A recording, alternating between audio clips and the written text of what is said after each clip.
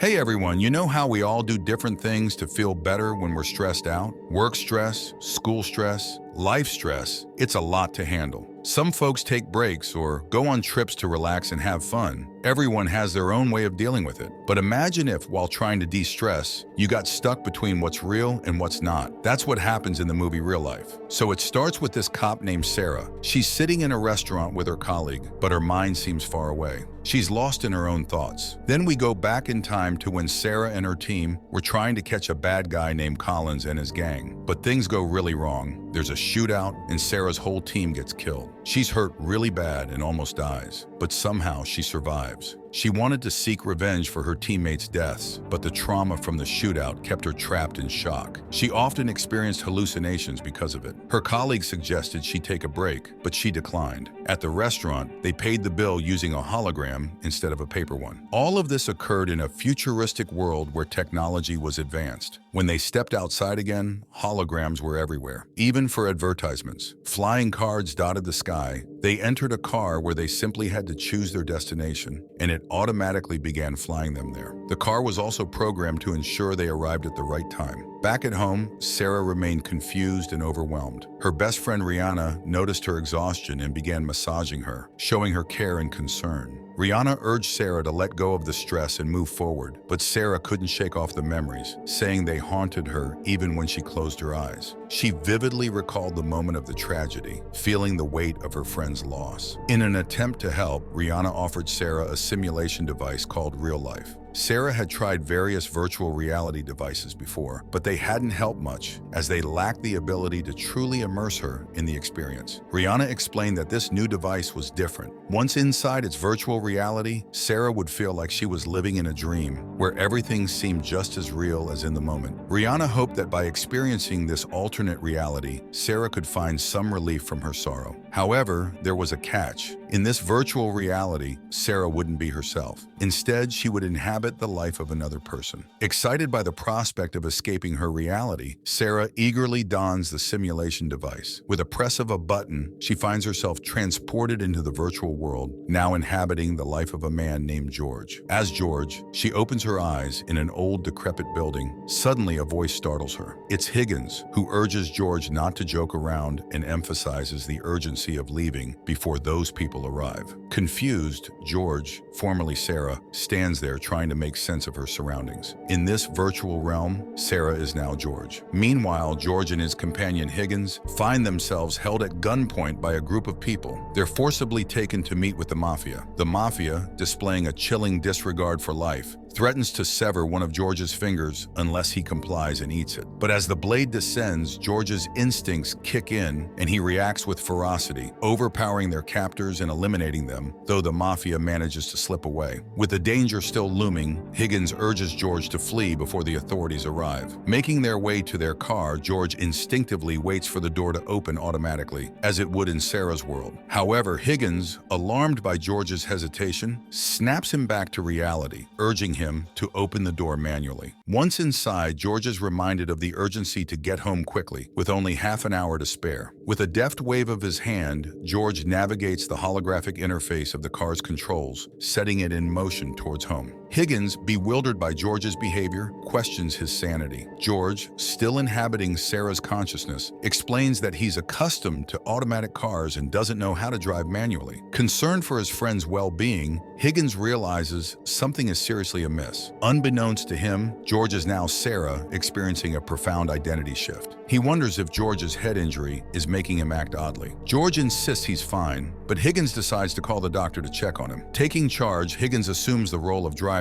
and steers them to home. Higgins arranges doctor, who's already present. The doctor examines him and mentions a small head injury. Then the doctor says that Higgins noticed George acting strangely and asks if he remembers anything, like his name. George answers, "Yes, my name is George." As Sarah continues to inhabit George's life in the virtual world, she finds herself gradually gradually experiencing some of George's memories. Sarah, now George, tells her that he runs a company worth $5 billion. The doctor is pleased to hear that George's memories are returning and leaves. Later, Higgins arrives, and George asks about the man who threatened to cut his finger, feeling a sense of familiarity. Higgins explains that the man is a dangerous mafia named Collins. Hearing this name, George freezes, mirroring Sarah's reaction in the real world. The realization dawns on Sarah that the virtual Collins is reminiscent of the real-life gangster Collins, whom she's been trying to forget. Seeing George's increasing tension, Higgins notices and advises him not to overthink, suggesting he try to rest. However, George expresses his inability to sleep. In an attempt to help, Higgins gives him a VR device made by George's company. This device serves as a link for Sarah, who transitions from the real world into a virtual reality where she becomes George. In this virtual realm, George is not only a character, but also the owner of a company specializing in virtual reality devices. As George puts on the VR device, Sarah exits the virtual world and returns to reality. She's amazed by the lifelike nature of the virtual reality, where she had truly believed herself to be George. Exploring her surroundings, Sarah approaches the window and is greeted by what appears to be an underwater scene. However, it's actually a screensaver displayed on the window, customizable to different views. The room's temperature adjusts automatically to match the scene. Comfortably dressed, Sarah heads to the same restaurant and meets her colleague. Suddenly, she receives a message about a gangster meeting happening nearby. Arriving at the location, Sarah is shocked to find it's the same old building from her virtual reality experience as George. Confused by the coincidence, they discover it's actually a secret mafia gathering, with Collins in attendance. As Sarah's colleague prepares to call for backup, Sarah keeps a close watch on the mafias. However, one of them spots her and tries to flee. Sarah catches him, but the commotion alerts the rest of the mafias. Sensing danger, Sarah attempts to escape, but a mysterious man throws a device at her, causing her to lose consciousness. When Sarah regains consciousness in the virtual world, she finds herself as George. As Sarah's unconsciousness affects George's state in the virtual world, they both discuss the possibility of calling an ambulance. However, George insists it's unnecessary. In the virtual world, Sarah, as George, witnesses a horrifying scene from a video depicting George's wife's brutal murder, causing George to feel nauseated. Later, the doctor returns to check on George and explains that his mental health deteriorated after his wife's death, leading to memory loss. However, lately some of his old memories have been resurfacing, which is seen as a positive sign. Feeling lost and longing to remember his wife,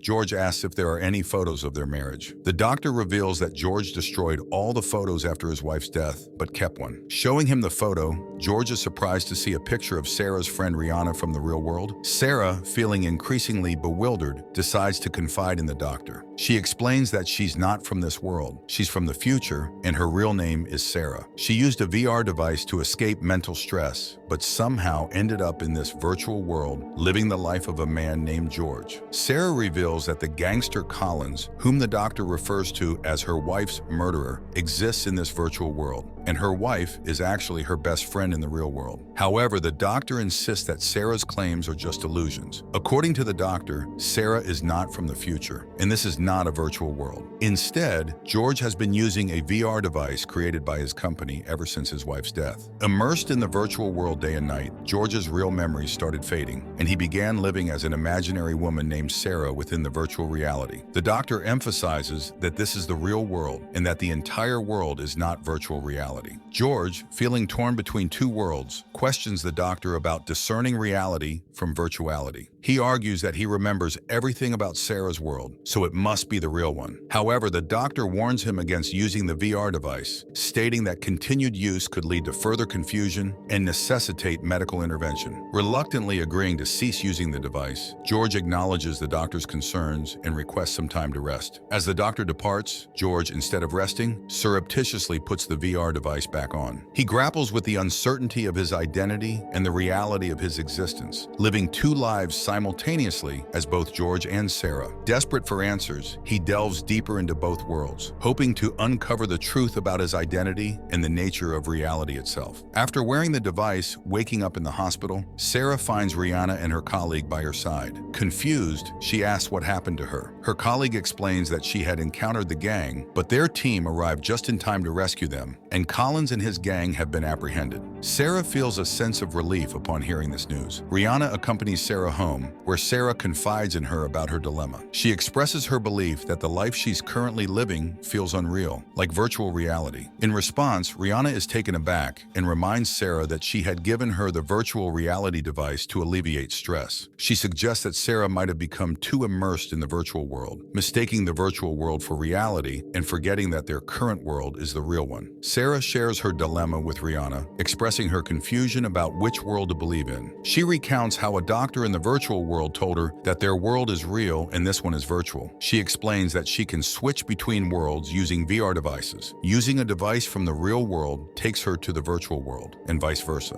Sarah points out the differences between the two worlds, noting that the virtual world lacks the advanced technology found in the real world. She questions whether the simplicity of the virtual world makes it more real. Rihanna offers an explanation, saying that the real-life device probes Sarah's brain cells and creates a virtual world based on her memories. This allows Sarah to live as a creator in the virtual world, making it feel real. However, Rihanna clarifies that just because the virtual world feels real doesn't mean it is. She advises Sarah to stop using the device if it's causing so much confusion, promising to return it to the company the next day. Sarah agrees to Rihanna's suggestion. Unable to sleep due to her confusion, Sarah puts on the real-life device and enters George's world. There, she finds herself in the same restaurant where she and her colleagues often dine. The restaurant manager greets her by name, calling out, "Come, George, come inside," adding to her bewilderment. As Sarah, now George, grapples with the strange familiarity of the surroundings, Higgins arrives and informs George that Collins has left the country, leaving his whereabouts unknown. Feeling disoriented, George looks around, sensing a deep familiarity with the place. Returning home, George finds the doctor waiting for him. Perplexed, he questions how the doctor always seems to be there when he arrives. The doctor explains that Higgins informed him of George's schedule. George expresses skepticism, suggesting the doctor might be trying to manipulate him. The doctor reassures George, clarifying that there's been a misunderstanding. George frantically searches for his VR device but comes up empty-handed. He confronts the doctor, demanding to know its whereabouts. The doctor solemnly informs him that the device has been overused, damaging his brain's memories. She warns George that using the device again could result in him falling into a coma. Despite the doctor's warning, George laughs off the danger, arguing that since this is a virtual world, the consequences of falling into a coma or even dying would be inconsequential. Determined to retrieve the device, George moves to snatch it from the doctor, but she implores him to listen to her explanation. The doctor reveals that George is the owner of a prominent tech company that manufactures advanced devices and has even undertaken significant projects for NASA. She explains that a gangster named Collins had kidnapped George's wife,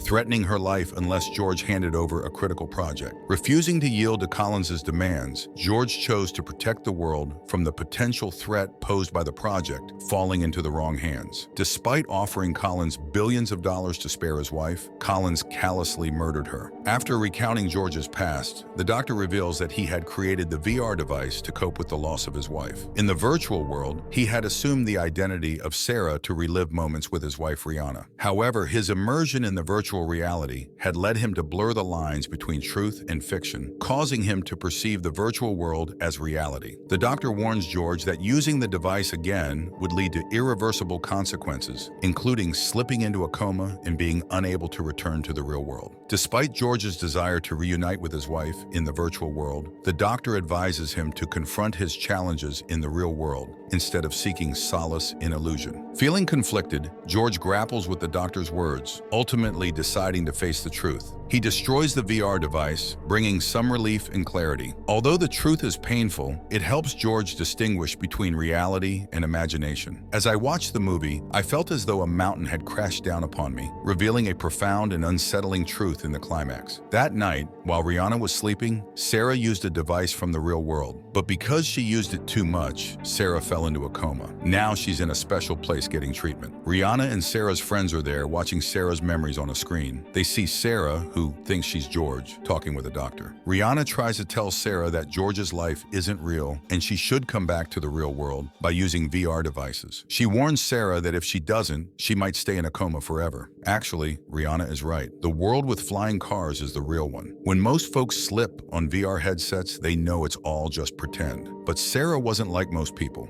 Her mind wasn't in the best shape. This special device crafted a virtual world based on Sarah's thoughts and memories. So it cooked up a character named Collins, the same guy Sarah was after in real life. When Sarah heard about Collins in this virtual world, she got rattled. She was already stressed, and the VR made everything seem too real. Even the characters started telling Sarah that this fake world was actually the real deal. That doctor especially, he tried to convince Sarah that George was real and Sarah was just a figment of her imagination. In the real world, Sarah remains in a coma. Despite Rihanna's efforts to wake her, Sarah, living as George in the virtual world, believes the doctor's words and destroys the VR device. Now she's stuck in the virtual world forever, unable to return to reality or wake from her coma. Witnessing Sarah trapped in this virtual reality, Rihanna and Sarah's loved ones are devastated. And with that, the movie concludes. It's a cautionary tale about the dangers of getting too lost in high-tech gadgets. While they're exciting, diving too deep can lead to losing touch with reality. It's been a journey, and I'll see you in the next video with more captivating stories. If you enjoyed this video and its explanation, please give it a thumbs up. Thanks for watching.